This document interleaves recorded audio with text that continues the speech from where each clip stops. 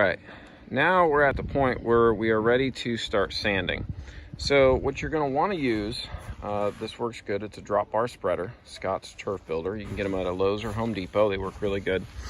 When doing putting greens, a larger aggregate size is not recommended. We want to be able to get the material down into the green, and if you use a very large aggregate, it's harder to push it down inside the fibers.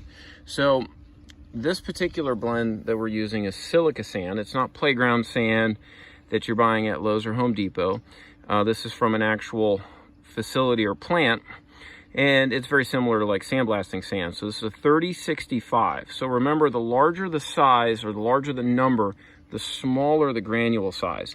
Now what's important about getting it from a facility like this is that all of the sand has been kiln dried. So all the moisture is essentially baked out of it. It's nice and dry.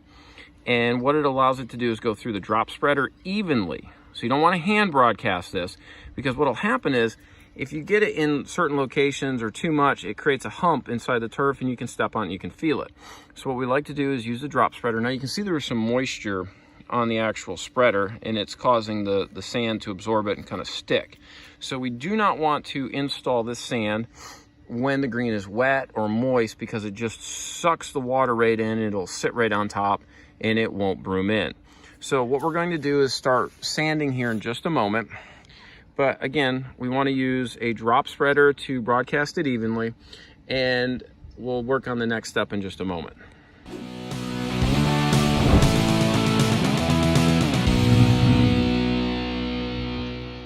Now we're going to start dropping the sand. One important thing to remember is that the smaller aggregate that we're putting in here, meaning the 3065, the real fine stuff, we want to make sure that we're putting that all along the edge of this too. We don't want to go a small fine 3065 and then jump up to a 1220 or a 20 grit, because what happens is as this gets broomed in, this larger stuff will end up working its way on top of the green, and it doesn't want to get in there and settle very well, and you get a lot of chatter, meaning when the ball hits, it'll skip as it hits all the larger aggregate size sand.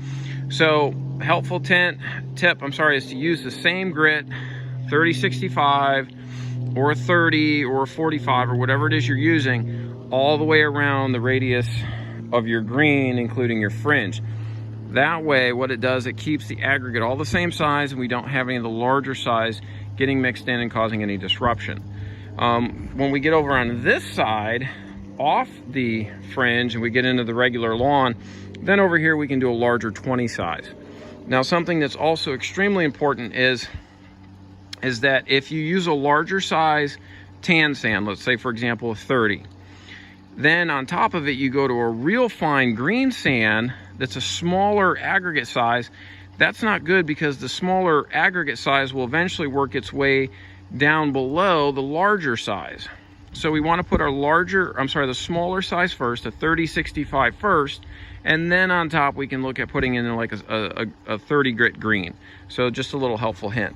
Now, when we're doing this, what I like to do is we'll start off, see the greens back here. I like to go just in lineal fashion. I just like to go back and forth. And so we'll start it. Obviously the taller grass is just making it disappear pretty quick, so you're not going to see it, but we'll get a little bit on the green. So as we're dragging it back, we depress the handle and we're walking with it.